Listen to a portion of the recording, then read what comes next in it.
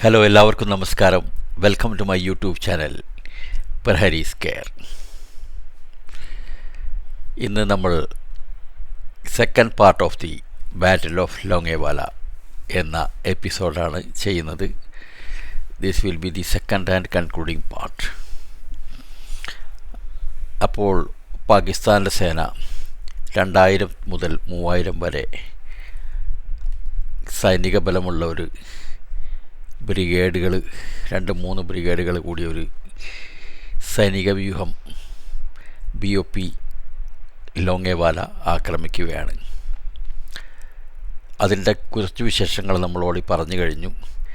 ഇനി അതിൻ്റെ അന്ന് നടന്ന കാര്യങ്ങളിൽ കുറച്ച് ചെറുതായിട്ടൊന്ന് സൂചിപ്പിച്ചുകൊണ്ട് നമുക്കിത് അവസാനിപ്പിക്കാം. Okay.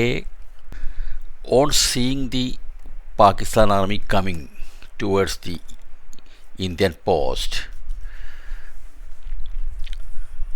Major Kuldeep Singh Chandpuri contacted battalion headquarters and requested for urgent reinforcements and armor and also the RT regiment to be reinforced immediately to the post. So there was completely lack of time, സമയമേ ഉണ്ടായിരുന്നില്ല ഒന്നിനും. പ്രത്യേകിച്ച് അയാൾ just അതിൽ inform ചെയ്തു, എനിക്ക് reinforcement വേണം, ആളുകൾ വേണം, ഇത് വലിയൊരു സേനാവ്യൂഹമാണ് വരുന്നത്, ഞങ്ങളാകെ 120 പേഴ്സണുള്ളൂ, we can hardly defend the post എന്നവർ ക്ലിയറായിട്ട് പറഞ്ഞു. ബറ്റാലിയൻ ഹെഡ്ക്വാർട്ടർ നിസ്സഹായരായിരുന്നു. അപ്പോൾ ഒന്നാമത് ദൂരം 17 കിലോമീറ്റേഴ്സ് ദൂരെയായിരുന്നു അത്. Battalion headquarter gave him the choice of staying put and containing the attack as much as possible. അവർ പറഞ്ഞു, ഒന്നുകിൽ നീ 2 ഓപ്ഷൻ കൊടുത്തു. ഒന്നുകിൽ നീ നിന്ന് ശക്തമായിട്ട് ഡിഫെൻഡ് ചെയ്യുക, മാക്സിമം അവരെ ഹോൾഡ് ചെയ്യാൻ ശ്രമിക്കുക. Okay. Or if it is not possible, carrying out a tactical retreat. ഒരു ടാക്റ്റിക്കൽ റിട്രീറ്റായിട്ട് രാംഗഡിലേക്ക് നീങ്ങുക. അത് അദ്ദേഹത്തിൻ്റെ അടുത്ത് വെഹിക്കിൾസും കാര്യങ്ങളൊക്കെ ഉണ്ടെന്നാണ് പറഞ്ഞത്. പെട്ടെന്ന് നിങ്ങളെല്ലാവരും പോസ്റ്റ് ഉപേക്ഷിച്ച് രാംഗഡിലേക്ക് പോവുക. എന്നിട്ട് രാവിലെ ആകുമ്പോഴത്തേക്കും നമുക്ക് എല്ലാ സന്നാഹങ്ങളുമായിട്ട് വന്ന് ഈ പാകിസ്ഥാൻ സേനയെ അടിച്ച് തുരത്താം. അതായത് ഒരു പ്രാക്ടിക്കൽ അപ്രോച്ചാണ് ബറ്റാലിയൻ ഹെഡ്ക്വാർട്ടർ കൊടുത്തത്. കാരണം അവർക്ക് ഇത്രയും ദൂരത്തു നിന്ന് ഒന്നും ചെയ്യാൻ പറ്റില്ല. പിന്നെ പട്ടാളത്തിൽ കാണുന്ന സിറ്റുവേഷൻ ഇങ്ങനെയൊക്കെ ഉണ്ടാകുമ്പോൾ ആരാണോ അവിടെയുള്ളത് അവരാണ് കമാൻഡർ. ഇപ്പോൾ ഒരു ലാൻസ് നായിക്കോ ഒരു കോൺസ്റ്റബിളോ ആണ് ഒരു സ്ഥലത്ത് ഉള്ളതെന്ന് വെച്ചാൽ ടൈം അങ്ങനെയായിരിക്കും. അവന് മുകളിൽ നിന്ന് ഓർഡർ കിട്ടാൻ താമസമുള്ളൊരു സൗകര്യമാണെങ്കിൽ, ആ സൗകര്യമാകുന്നൊരു സിറ്റുവേഷൻ ആണെങ്കിൽ ആ സമയത്ത് he has to take an action. അതാണ് രാജ്യത്തിന് വേണ്ടി നമ്മളങ്ങനെ പലപ്പോഴും എടുക്കേണ്ടി വരും. പിന്നെ അതിൻ്റെ വരായികളൊക്കെ നമ്മൾ പിന്നീട് നോക്കുള്ളൂ. കാരണം ആ ടൈമാണ് ഇമ്പോർട്ടൻസ്. സെക്കൻഡ്സ് ഓഫ് ടൈമിൽ അറ്റാക്ക് നടക്കും. പിന്നെ നമ്മളാൾ നഷ്ടങ്ങൾ പറ്റിയിട്ട് പിന്നെ പറഞ്ഞിട്ട് കാര്യമില്ലല്ലോ. സോ അങ്ങനെ ഒരു 2 ചോയ്സ് കൊടുത്തവർ.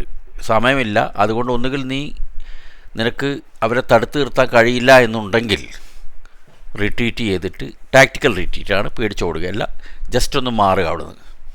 പിന്നെ അവർ ഒന്ന് കൺഫ്യൂസായിട്ടൊക്കെ വരുമ്പോഴത്തേക്കും നമുക്ക് ആളെ കൂട്ടാം.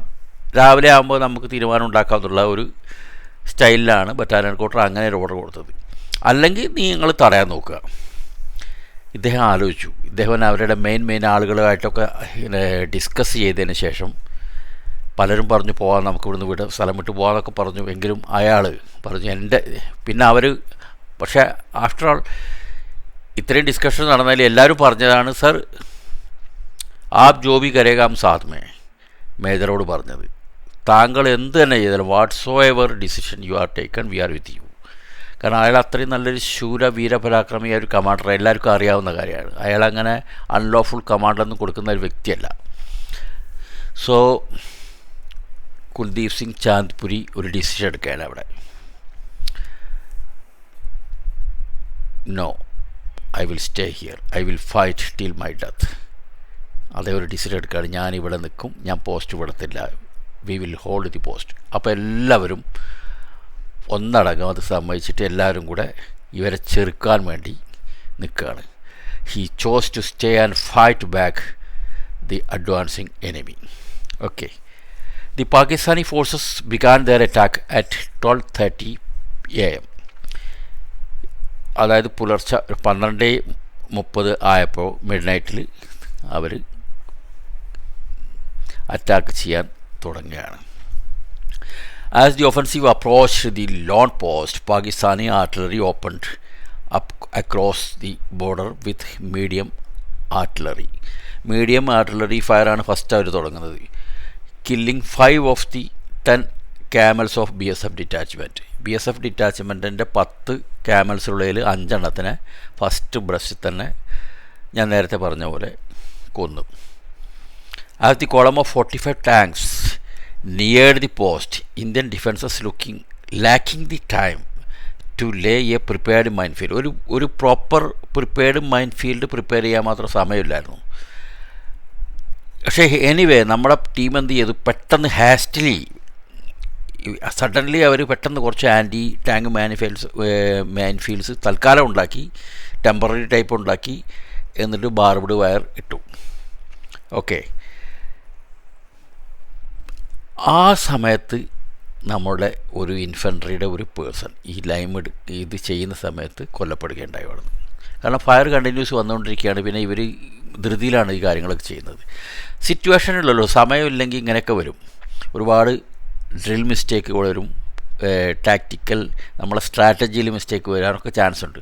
എങ്കിലും നിയർ പെർഫെക്റ്റ് ഓപ്പറേഷനായിരുന്നു അവിടെ. The Indian infantry held their fire until the leading Pakistani tanks had approached to within 15 to 30 meters. 15 മുതൽ 30 മീറ്റർ അടുത്ത് വരെ അവരെത്തി. Before firing their PITs. അവരുടെ പിക്കറ്റിൽ ഫയർ തുടങ്ങുന്നതിന് മുമ്പ് അവർ ഒരു 30 മീറ്റർ അടുത്ത് വരെ എത്തി. എന്താണ് ആ സിറ്റുവേഷൻ നോക്കണം. They account for the first 2 tanks on the track with their Jonga mounted 106 mm M40 recoilless rifle. ആദ്യത്തെ 2 ടാങ്ക്, മുമ്പിലുള്ള 2 ടാങ്കുകൾ നമ്മളെ ജോങ്ക മൗണ്ടഡ് RCL കൊണ്ട് കോയിലസ് റൈഫിൾ ഘടിപ്പിച്ച RCL കൊണ്ട് 2 ടാങ്ക് ഇന്ത്യ പാകിസ്ഥാനിലെ 2 ടാങ്ക് തകർത്തു. പെട്ടെന്ന് 2 ടാങ്ക് തകർക്കുമ്പോൾ അവർക്ക് പെട്ടെന്നൊരു തോന്നൽ വന്നു, അയ്യോ ഇതിവിടെ കുറച്ച് പേരാണെന്നുള്ളതാണ് ഒരു ന്യൂസാണ് അവർക്ക് കിട്ടിയിരുന്നത്. ഇവിടെ അതൊന്നുമല്ല, ഇത് വലിയൊരു സൈനികമാണെന്ന് തോന്നുന്നു. അവരൊന്ന് പതറി. സെക്കൻഡ് അവർ ടാക്ടിക്സ് എടുത്തതെന്ന് വെച്ചാൽ 4 ചുറ്റും അറൗണ്ട് ദി പോസ്റ്റ്, നമുക്ക് 4 ചുറ്റും ഈ പോസ്റ്റിനെ വളയാൻ തോന്നും. അങ്ങനെ അവർ സൈഡിലേക്ക് ടാങ്കിനെ ഓടിക്കാൻ തുടങ്ങി. സൈഡിലേക്ക് ടാങ്ക് ഓടിച്ചതോടുകൂടി അവിടെ സോഫ്റ്റ് സാൻഡാണ്. അപ്പോൾ many of the tanks were bog down there. They became stationary. അവർ നിശ്ചലമായി, അവിടെ മുന്നോട്ട് പോകാൻ പറ്റാതെ. സോഫ്റ്റ് സാൻഡുള്ള ഒരുപാട് ഡെസർട്ട് ഉണ്ട്. സോഫ്റ്റ് സാൻഡ് ഡെസർട്ടാണെങ്കിൽ അത് പൂന്തിപ്പോവും. സാധാരണ ഒരു ടാങ്ക് എന്ന് പറഞ്ഞാൽ എവിടെയും സുഖമായിട്ട് കടന്നു പോകുന്നതാണ്. അതിൻ്റെ ആ ബെൽറ്റ് വെച്ച ആ വീൽസൊക്കെ അത് കണ്ടു കാണും, നിങ്ങൾ ഫോട്ടോയിലൊക്കെ കണ്ടു കാണും. I can show you. അപ്പോൾ അതിൻ്റെ ഒരു സിറ്റുവേഷനായിരുന്നു അവിടെ. അപ്പോൾ എന്നിട്ടും ബോഗ് ഡൗൺ ആയി കുറേ ടാങ്ക്. അങ്ങനെയാണ് നമ്മുടെ ഒരു സക്സസിൻ്റെ ഒരു പ്രധാന ഘടകം അതുകൂടായിരുന്നു കേട്ടോ. The weapon proved quite effective, നമ്മുടെ ഈ Jonga mounted weapon, because it was of the Pakistani tanks from the elevated position, firing often stationary bog down vehicles. നല്ല അടിപൊളി ഫയർ കൊടുത്തു. അപ്പോൾ അവർക്കൊരു തോന്നൽ വന്നു, ഇവിടെ ഒരുപാട് പേരുണ്ടെന്ന് തോന്നുന്നു. അവർ ടോട്ടലി കൺഫ്യൂസ്ഡായി. In all the post defenders claimed 12 tanks destroyed or damage. 12 tanks ഇവർ ഡാമേജ് ചെയ്തു. The initial Pakistans attack was stalled almost immediately. അതോടുകൂടി അവർ കുറച്ചൊന്ന് പേടിച്ച് അവർ ഈ അറ്റാക്കൊന്ന് നിർത്തി. When the infantry discovered the barbed wire, അപ്പോഴാണ് അവർ ബാർബ്ഡ് വയർ കാണുന്നത്. അത് രാത്രി ആയതുകൊണ്ട് കാണാൻ പറ്റില്ലായിരുന്നു, അടുത്ത് വന്നപ്പോഴാണ് കാണുന്നത്. Which had not been spotted in the night. ആദ്യം അത് കാണാൻ പറ്റിയില്ലായിരുന്നു. And interpreted it as signifying a minefield. ഇതൊരു ഭയങ്കര മൈൻഫീൽഡാണെന്നുള്ള തോന്നൽ അവർക്ക് വന്നു. Firing of the Indian RCL crews was made easier by the flames of fires when the spare fuel tanks of the Pakistani tanks intended to supplement their internal capacity for the advanced Jaisalmer exploded. ഇവരുടെ spare fuel tank ഉണ്ടായിരുന്നു. എല്ലാ ടാങ്കിലും കാണും. ഇവന്മാർക്ക് അറിയാം, നല്ല ഫോഴ്സിൽ അറിയുന്ന ആളുകളാണ് എല്ലാ ടാക്ടിക്കലി. ആ ഫ്യൂൽ ടാങ്ക് വെടിവെച്ചിട്ടു അത് ഫ്ലെയിമായി, ഭയങ്കരമായിട്ട് തീ പന്തലിട്ട്. ആ ഫ്ലെയിമിൽ ഇവർക്ക് കംപ്ലീറ്റ് കാണാൻ പറ്റി എവിടെയൊക്കെ ഏതൊക്കെ ഏത് ഭാഗത്തു നിന്നാണ് അറ്റാക്ക് ചെയ്യുന്നത്. ഇത് ഓൾറെഡി എലവേറ്റഡ് പൊസിഷനിലാണ് നമ്മളിരിക്കുന്നത്. ഉയരത്തു നിന്ന് നമുക്ക് ഭംഗിയായിട്ട് കാണാൻ പറ്റി. അതുപോലെ പിന്നെ പിള്ളേർ നോക്കിയില്ല. പിന്നെ അവരങ്ങ് നന്നായിട്ട് ഫയർ ചെയ്ത്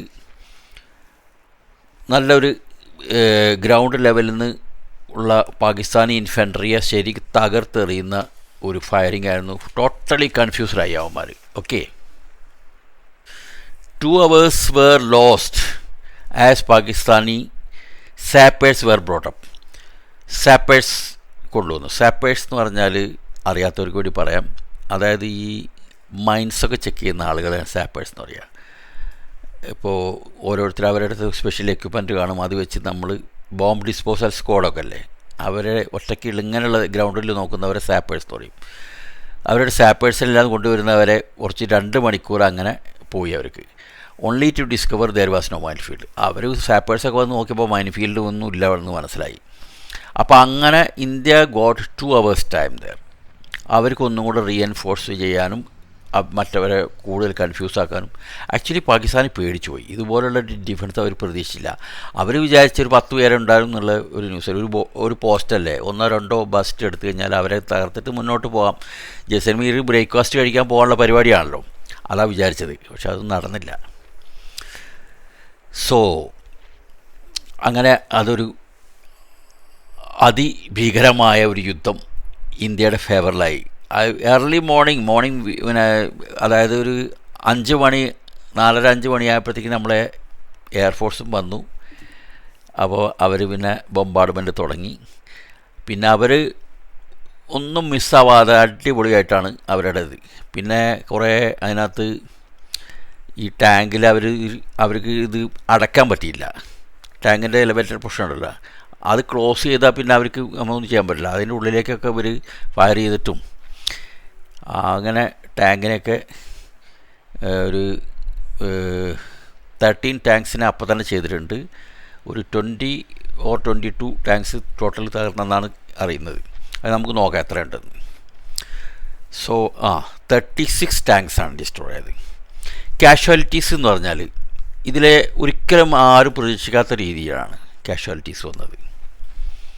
ഇന്ത്യയുടെ വീരമൃത്യു വരിച്ച ഇത് ഓൺലി 2 soldiers.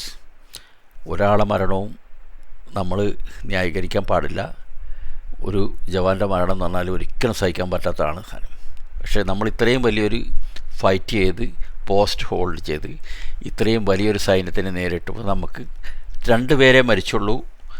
2 പേര് വീരമൃത്യു വരിക്കുകയാണ് ഉണ്ടായത്. ഒരാൾ ആ ഇൻഫൻട്രിയുടെ ഇത് മൈൻ ഫീൽഡിലെ ആ സമയത്ത് തന്നെയാണ്. പിന്നെ വേറൊരാൾ ജോങ്ക ടീമിലെ ക്രൂ ആയിരുന്നു. അങ്ങനെ രണ്ട് വീര ജവാന്മാരെ നമുക്ക് നഷ്ടപ്പെട്ടു. കുറച്ച് പേർക്ക് ഇഞ്ചുറി ആയിട്ടുണ്ട്. സ്പ്ലിൻറ്റേഴ്സൊക്കെ വന്ന് വീഴുമ്പോൾ ഒരുപാട് ഇഞ്ചുറീസ് ചാൻസ് ഉണ്ട്. എന്നാലും വളരെ മിനിമൽ ഇഞ്ചുറീസാണ് വന്നത്. Major victory for India. Major Kuldeep Singh Chandpuri was awarded Mahavir Chakra. 2nd gallantry അവാർഡാണ് മഹാവീർ ചക്ര. പാകിസ്ഥാൻ സൈഡിലേക്ക് നോക്കുകയാണെങ്കിൽ നമ്മുടെ റിപ്പോർട്ട് പ്രകാരം 200 soldiers മരിച്ചവരുടെ. കാരണം ഈ ടാങ്കിൽ ഉണ്ടായിരുന്ന ഒരു 36 ടാങ്ക്സ് എന്ന് പറയുമ്പോൾ ഓരോ ടാങ്കിലും 2-3 ആൾ മിനിമം ഉണ്ടാവും. പിന്നെ അതിൻ്റെ ഒരു സപ്പോർട്ടിങ് സ്റ്റാഫ് ഒരു ടാങ്കിന് ചുറ്റും കാണും ഒരു 3-4 പേര്. അവരിങ്ങനെ സ്ഥലം മാറിക്കൊണ്ടിരിക്കും. ഇവർക്ക് ഗൈഡൻസിന് വേണ്ടിയിട്ടാണ്. അങ്ങനെ ഒരു 200 soldiers-നെ നമ്മുടെ വീരജവാന്മാർ വെടിവെച്ചിട്ട് അവിടെ 34 to 36 ടാങ്ക്സ്. അതിങ്ങനെ പറയാൻ കാരണം എന്താണെന്നോ, കുറച്ച് നമ്മൾ ഡാമേജ് ആണെങ്കിലും അവർ തിരിച്ചു പോയിട്ടുണ്ട് ടാങ്ക്. അതുകൊണ്ടാണ് അതിൻ്റെ എക്സാക്റ്റ് ഒരു എണ്ണം പറയാത്തത്. 34 to 36 കൺഫേം ആണ്. പിന്നെ അവരുടെ ഒരുപാട് വെഹിക്കിൾ, അവർ സേനാ വ്യൂഹമല്ലോ എന്ന് 100 to 500 വെഹിക്കിൾസ് അവരെ ഡാമേജ് ചെയ്തിട്ടുണ്ട്. കുറേ നമ്മൾ പിടിച്ചെടുത്ത് ഇപ്പോഴും അവിടെ നമ്മൾ സ്മാരകം പോലെ വെച്ചിട്ടുണ്ട്. ടാങ്കെല്ലാം ഒരുപാട് വെച്ചിട്ടുണ്ട് അവിടെ. അങ്ങനെ ആണ് ആ ഒരു യുദ്ധത്തിൻ്റെ ഒരു പരിസമാപ്തി എന്ന് പറഞ്ഞാൽ. ഒരു ഇമ്പോർട്ടൻ്റ് കാര്യം ഇതിനകത്ത് പറയുന്നത്, field marshal RM Carver of British chief of imperial general staff,